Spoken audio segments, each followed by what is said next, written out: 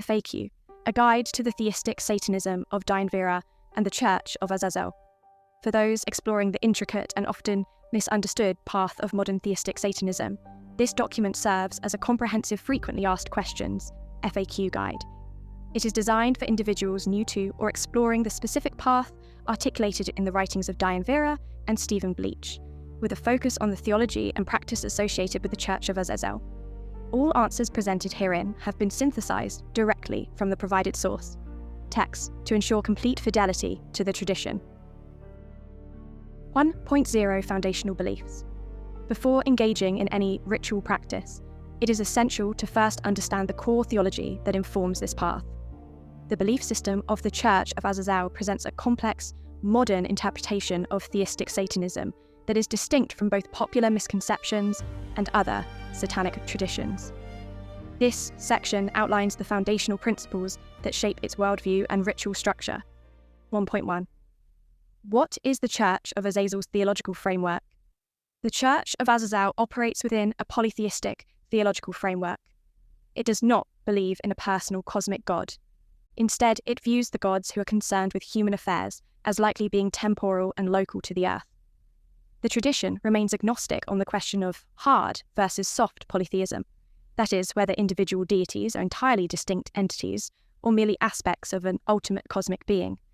But its practical focus is much closer to hard polytheism, as it does not center on an ultimate cosmic unity.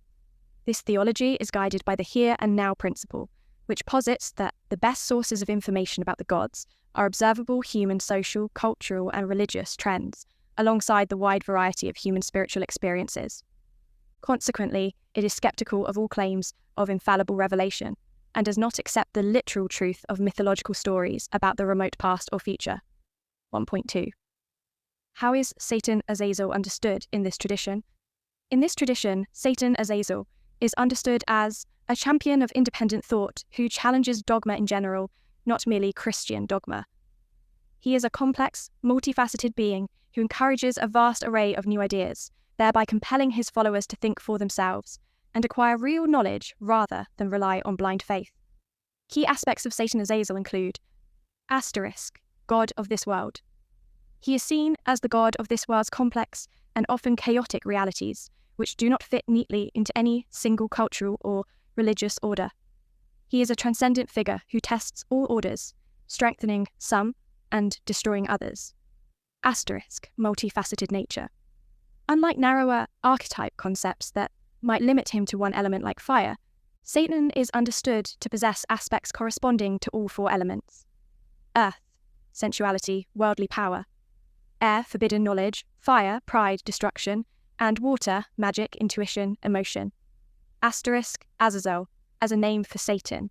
The name Azazel is considered another name for the entity Christians call Satan. In Jewish law, Azazel is the figure who corresponds most closely to the Christian idea of Satan in all his many aspects, from the leader of rebel angels who taught arts to humankind to the scapegoat associated with all sinful aspects of human nature. 1.3. What is the Church of Azazel's view on the spiritual war and the Abrahamic God?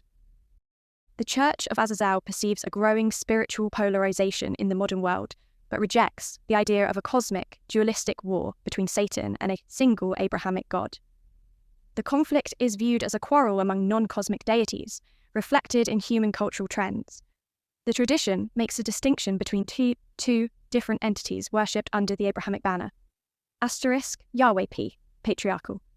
The god of fundamentalists and traditionalists, who promotes oppressive sexual morality and is an avowed enemy of Satan Azazel.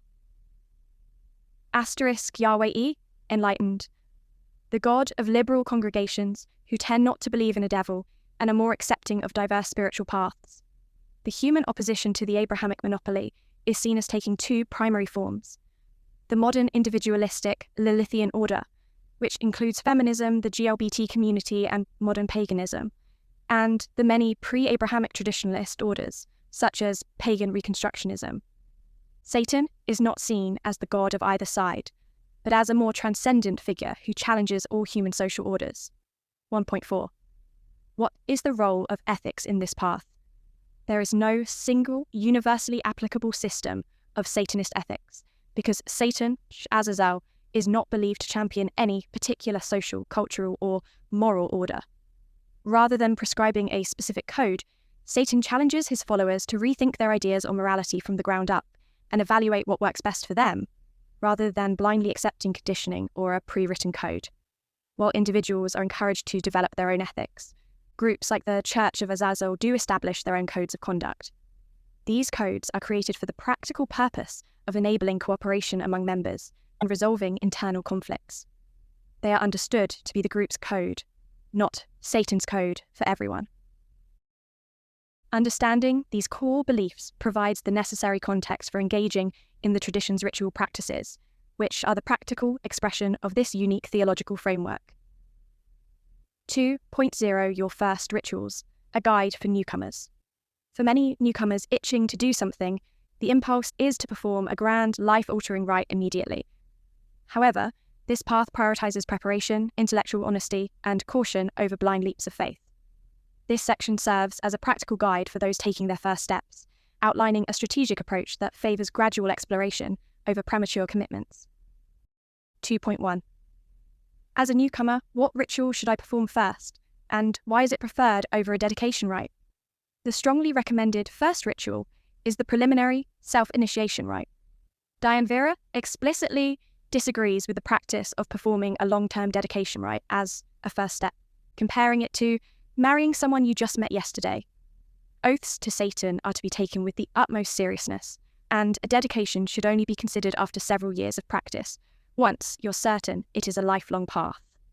The preliminary self-initiation rite is designed to asterisk, allow you to state your intent to revere Satan without making binding lifelong promises. Asterisk, help you sense Satan's presence and feel closer to him. Asterisk, potentially enhance your creativity and make it easier to learn magic-related skills. 2.2 What is a rite of blasphemy and when is it appropriate?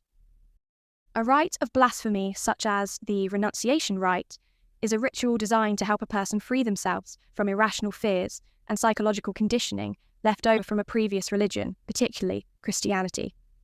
Critically, such a rite should only be performed after you are fully convinced on an intellectual level that the former religion is false. You must first do the intellectual work of deconstructing your former faith. The rite is a psychological tool, to address lingering irrational fears, not a shortcut to bypass intellectual conviction. Depending on your background, the self-initiation and blasphemy rites can be performed in two sequences. 1. If you are recently deconverted and still emotionally attached, perform the self-initiation rite first and wait to perform the blasphemy rite until you have done more intellectual work. 2. If you deconverted years ago and are intellectually secure, you may find the self-initiation rite more effective if you perform a rite of blasphemy first. 2.3. How do I perform the preliminary self-initiation rite? The following is a step-by-step summary of the preliminary self-initiation rite as described by Diane Vera. 1. Preparation. Perform the rite on 3 consecutive nights. The room should be lit by a single black candle, and you should perform the ritual in the nude to symbolize openness and the shedding of artificiality. You should be facing west. 2. Opening. Perform your preferred beginning of ritual markers. 3. Call to the rising gods. Say the call to the rising gods of our age. This is recommended especially if you are a member or prospective member of the Church of Azazel. Others may omit this step. If you are new at performing rituals, you should repeat the call 3 times. Otherwise, once is sufficient. 4. Invocation to Satan. Recite a reverent and emotionally moving invocation to Satan, but not the prayer of acknowledgement, which is used later. If you are new at performing rituals, repeat the invocation 3 times. Otherwise, once is sufficient. 5. Greetings to the princes. Say the greetings to the princes and the legions of hell, turning to face west, south, east, north, and finally west again. 6. Central prayer. Facing west, recite the prayer of acknowledgement of Satan's rulership 3 times, contemplating Satan's presence within the world and yourself. 7. Contemplation. Pause for at least a few minutes in silent contemplation of Satan's presence and power. 8. Personal prayer. Pray to Satan for guidance on specific matters in your life, whether spiritual or mundane. This can be spontaneous or pre-written. 9. Closing. Close the ritual with thanks to the legions, Satan, and the rising gods, followed by any end of ritual markers. Blow out the candle. 2.4. What is the prayer of acknowledgement of Satan's rulership, and what does it mean? This is the central prayer of the self-initiation rite. The full text is as follows. O mighty Lord Satan, God of this world, God of my flesh, God of my mind, God of my innermost will, every part of this world is within your power. You are within every part of this world. Every part of me is within your power. You are within every part of me. I am yours, whether I serve you willingly or not, for I am myself, whether I am true to myself or not. Of my own free will, I now acknowledge your power. Of my own free will, I now present myself to you.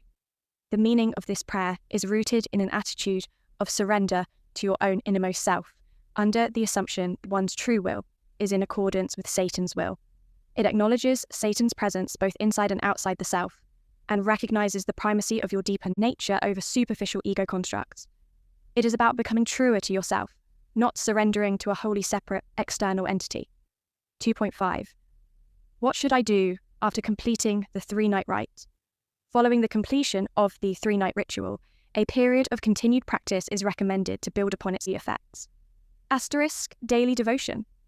For at least a few months, recite the prayer of acknowledgement of Satan's rulership daily, just before bed, soon after waking up, and before any meditation practice. Skill development. If you wish to learn magic, you should begin a daily practice of meditation, visualization, and other related mental skills. The self-initiation rite is intended to make learning these skills easier, so it is important to follow up with consistent practice. Having performed this initial rite, the practitioner can begin to explore the foundational components that structure all formal rituals within this tradition. 3.0 Understanding core ritual components. Effective ritual is more than just a sequence of actions. It is a carefully constructed framework built from distinct components. By deconstructing rituals into these core elements, practitioners can better understand their function and eventually learn to personalize their work. This section demystifies key components like banishing, invocations, and correspondences, providing the foundational knowledge needed for potent and meaningful ritual practice. 3.1. What are banishing rituals, and are they necessary for beginners? Banishing rituals serve two primary purposes. 1. To clear the ritual space of unwanted energies or extraneous vibrations. 2. To help the practitioner shift mentally from a mundane headspace to a focused ritual headspace. It is important to understand that banishing is not about removing evil spirits. While the lesser banishing ritual of the pentagram, LBRP, is a well-known example in ceremonial magic, its use of Abrahamic god names and angel names makes it inappropriate for theistic Satanists. Satanic variants exist, such as Stephen Bleach's Banishing Rite of the Dark Lord and Dead Jellyfish's Left-Hand Path Banishing. For an absolute beginner performing their first rituals, an elaborate banishing like a variant of the LBRP is likely to be more of a distraction than a help. Simpler alternatives are recommended, such as ringing a bell with a solemn tone, or listening to awe-inspiring music to set the mood. 3.2. What is the Banishing Rite of the Dark Lord? This ritual, created by Stephen Bleach, is a revision of the Golden Dawn's lesser banishing ritual of the pentagram, adapted with names more suitable for Satanists. Its stated benefits are to rid the mind of obsessive thoughts, expand and cleanse the body's energy field and aura, and connect the practitioner's inner divine spark with Satan. The rite is performed in two main phases. The first phase, the Infernal Cross, centers the practitioner and establishes the sacred axis. You visualize a white sphere above your head, vibrating Azazel. Then draw a beam of light down to your genitals, Belial, up to the chest and across to the right shoulder, Asmodeus, then across to the left shoulder, Astaroth. Clasping your hands at the chest, you visualize a red reverse pentagram and vibrate Baphomet. The second phase involves calling the quarters to charge the space with elemental and demonic energies. Moving anti-clockwise, you draw a reverse pentagram of earth in each direction and vibrate the corresponding name. West, Leviathan, South, Samael, East, Lucifer, and North, Lilith. Third, to conclude, you return to the center and recite, "Around me, flame the pentagrams," while visualizing the invoked energies. The rite is completed by repeating the initial infernal cross. 3.3. Who are the rising gods of the modern West, and how are they called upon? The 5 rising gods of the modern West are deities who are seen as distinct from Satan, but act to oppose the Abrahamic monopoly in the modern era. They are associated with the post-Christian social and cultural order that has been emerging since the 1960s, encompassing trends like feminism, the scientific worldview, and modern paganism. They are Lilith, Prometheus, Ishtar, Pan, Lucifer of Sophia. They are called upon after the beginning of ritual markers, but before the main invocation to Satan. The text of the call, which can use we for a group or I for a solo practitioner, is as follows. Hail to the rising gods of this age, gods of the world I love. Hail, Lilith, bringer of pride and forbidden pleasures, destroyer of the traditions of tyrants. Hail, Prometheus, bringer of fire and knowledge. Hail, Ishtar, great goddess of old and of today, mother of the free. Hail, Pan, god of the wild, god of fleshly delight. Hail, Lucifer of Sophia, serpent of wisdom. Hail, Lilith, queen of the forsaken realms, rising queen of our world, queen of this age. Gods of the world I love, may I stand firm against the tyranny of your enemies. 3.4. How should I choose infernal names and directional correspondences? A common starting point presented by Anton LaVey associates the 4 crown princes of hell with the elements and directions. Satan, south, fire. Lucifer, east, air. Belial, north, earth. Leviathan, west, water. Time = 0.6s. However, Diane Vera modifies these associations based on the reasoning that Satan is a complex, multifaceted being with aspects corresponding to all the elements and should not be limited to just one. She proposes using different names to refer to the specific elemental aspects of Satan. South, fire. Iblis, from Islamic law, created from fire. East, air. Lucifer Azazel, the light bearer and bringer of new ideas. North, earth. Belial, associated with worldly power and material gain. West, water, ancient serpent, a biblical name for Satan associated with magic and intuition. Ultimately, Vera's primary advice is that practitioners should conduct their own research and decide on the correspondences that are most meaningful to them personally. This approach is a practical application of the here and now principle, which rejects infallible revelation and encourages personal investigation over the blind acceptance of any single system. Ooh. With an understanding of how rituals are structured, the next step is to cultivate the internal mental skills required to make them truly effective. 4.0 Developing your magical abilities. According to the provided text, the success of external ritual acts is critically linked to internal mental discipline. Magic is not merely the recitation of words or the performance of gestures, but the art of mastering the mind. This section details the fundamental mental exercises that are considered prerequisites for any effective magical practice within this tradition. 4.1. Why are meditation, concentration, and visualization considered essential? Stephen Bleach asserts that techniques of mind control, specifically meditation, concentration, and visualization, are the keys to opening the inner doors that give access to magical power. Whether one is casting a spell, charging a talisman, or performing an invocation, these abilities are brought into play. He states that very little success in magic is possible until a student can master these core skills. In his words, they are not options, but must be mastered if progress on the magical path is to occur. 4.2. What is the Pyramid of Magic? The Pyramid of Magic, as described by Stephen Bleach, consists of 4 interconnected principles that must be developed and utilized simultaneously in any magical act. Imagination. This is the ability to conjure images in the mind's eye to excite and indulge the desires that fuel the magical will. A magician should surround themselves with things that stimulate this faculty, bizarre art, music, statues, to get the dark juices flowing. Will. This is the medium through which emotions are channeled. It is developed through disciplined exercises like meditation and visualization, as well as through acts of self-discipline in daily life. A magician's word is their bond, and keeping promises to oneself and others strengthens the will. Faith. This refers not to religious faith, but to faith in one's own magical abilities. it is crucial to start with smaller, achievable workings to build confidence. Attempting something you are convinced is impossible will likely lead to failure and undermine your faith in yourself. Asterisk secrecy. This is the practical need to protect one's magical activities from the mockery and ridicule of skeptics.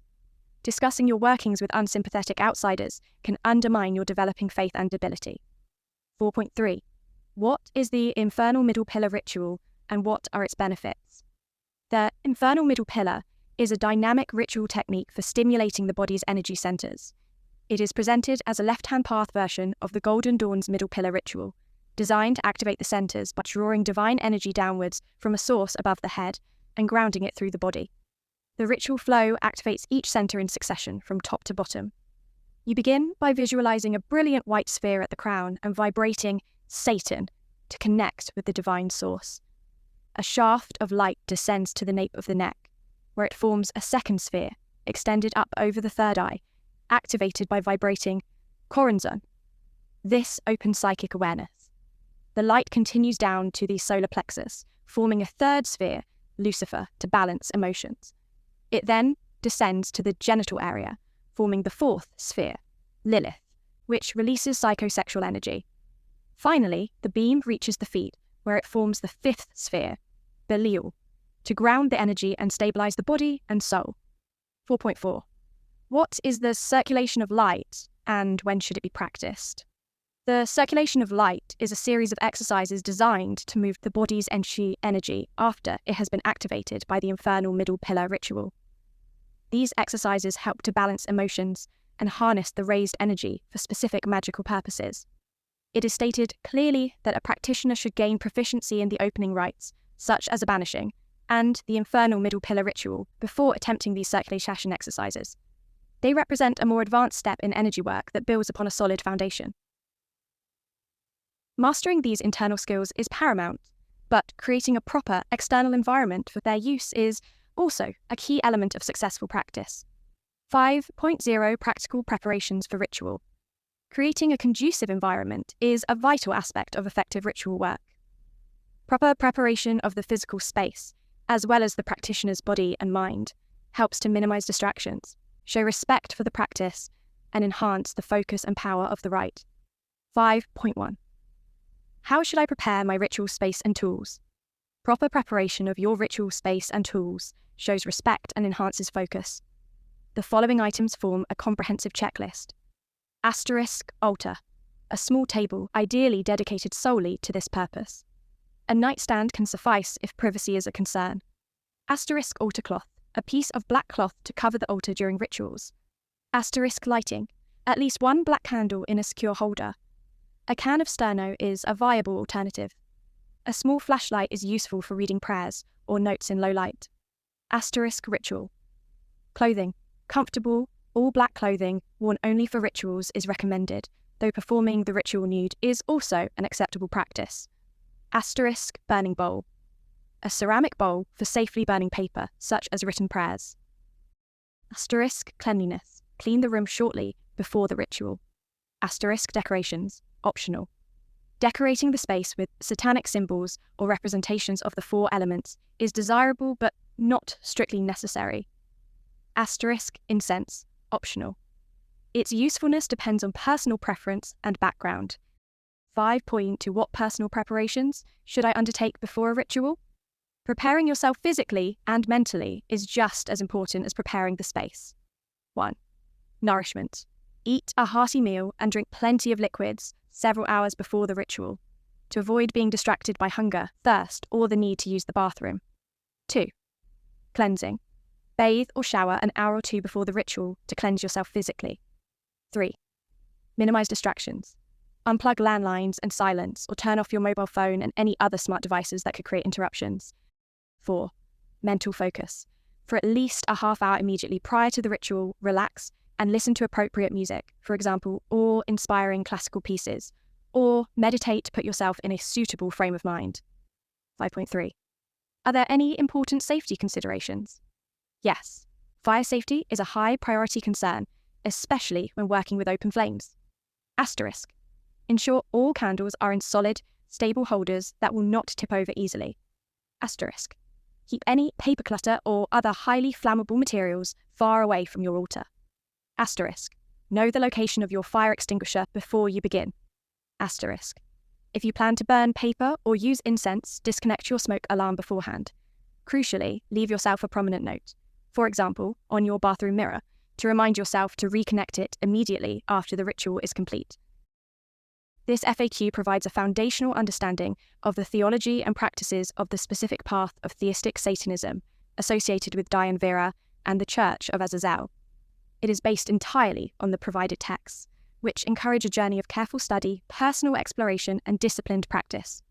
The principles and rituals outlined here serve as a starting point for the serious practitioner to build a meaningful and effective spiritual practice